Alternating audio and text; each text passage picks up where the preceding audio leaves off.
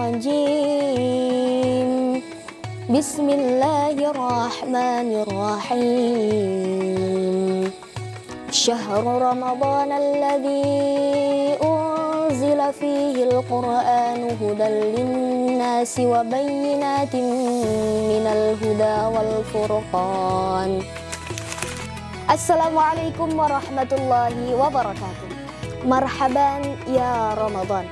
Sahabatku yang dirahmati oleh Allah Subhanahu wa taala, mari kita berpikir sejenak, seandainya nuzulul Quran itu tidak ada Al-Quran turun, apakah kita masih bertuhan? Apakah kita akan mengenal Tuhan? Suatu ketika ada seorang ateis yang datang kepada Imam Abu Hanifah. Dia berkata, "Wahai Hanafi, aku tidak percaya kepada Tuhan."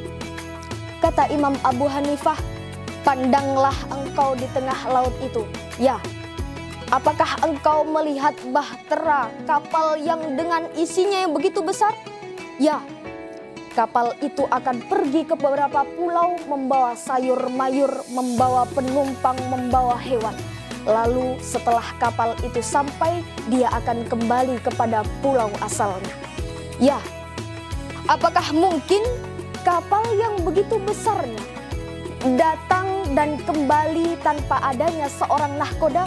Tidak mungkin. Lalu bagaimana jika satu kapal saja, jika tanpa nahkoda dia tidak akan bisa kembali? Lalu bagaimana dengan alam semesta yang sangat indah ini? Bagaimana dia ada tanpa adanya seorang pencipta?" Ateis itu terdiam. Seandainya engkau pergi ke tengah laut hanya menggunakan perahu, perahumu terombang-ambingkan oleh gelombang, perahumu dipecahkan oleh ombak, dihempaskan oleh gelombang. Lalu engkau hanya bisa bertahan pada satu kayu dari perahumu. Kakimu tak menginjak dasar lautan, tanganmu tak dapat menggapai awan, tepian pun tak kelihatan. Bagaimana engkau bisa bersandar? Kepada siapakah engkau bersandar? Tidak ada. Adakah di dalam lubuk hatimu yang paling kecil berkata bahwa di sana ada Dia yang Maha Kuasa? Akui, jangan dusta, jangan bohong. Ya Hanafi, di dalam hatiku yang paling lubuk, yang paling terkecil berkata bahwa di sana ada Dia yang Maha Kuasa. Itulah Allah. Tanpa adanya Al-Quran pun manusia akan bertuhan. Tapi dia akan hanya memahami Tuhan secara global, secara garis besar saja. Lalu bagaimana dengan Al-Quran? Al-Quran datang memberitakan tentang namanya. Siapa Dia yang menciptakan kita, siapa Dia yang menghidupkan dan mematikan kita.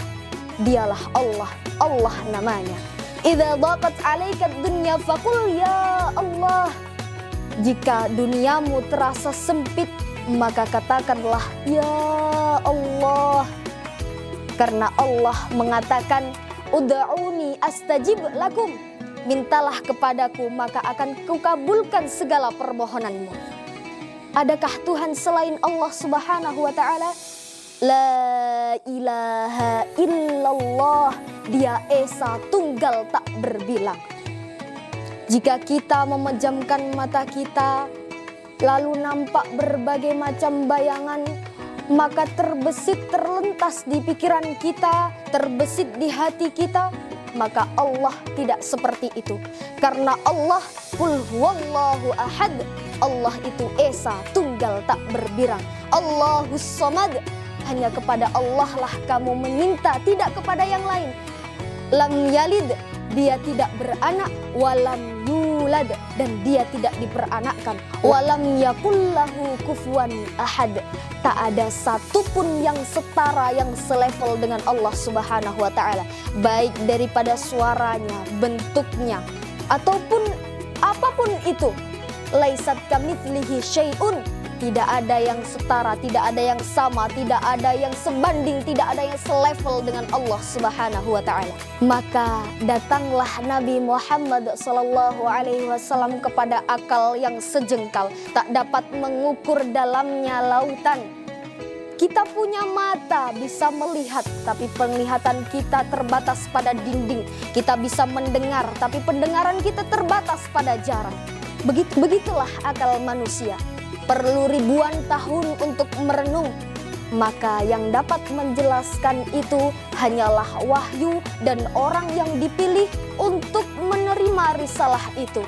Ia adalah Yasin wal Qur'anil Hakim innaka laminal mursalin.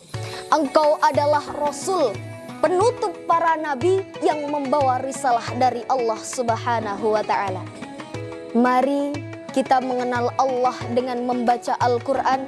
Sebelum adzan maghrib berkumandang, marilah kita membaca Al-Quran sejenak, mendengarkan tausiah dan kajian, menenangkan jiwa dan pikiran dengan mendekatkan diri kepada Allah membaca Al-Quran. Semoga kita bisa mendapatkan keberkahan di bulan Ramadan ini. Amin amin ya rabbal alamin. Sekian, wassalamualaikum warahmatullahi wabarakatuh.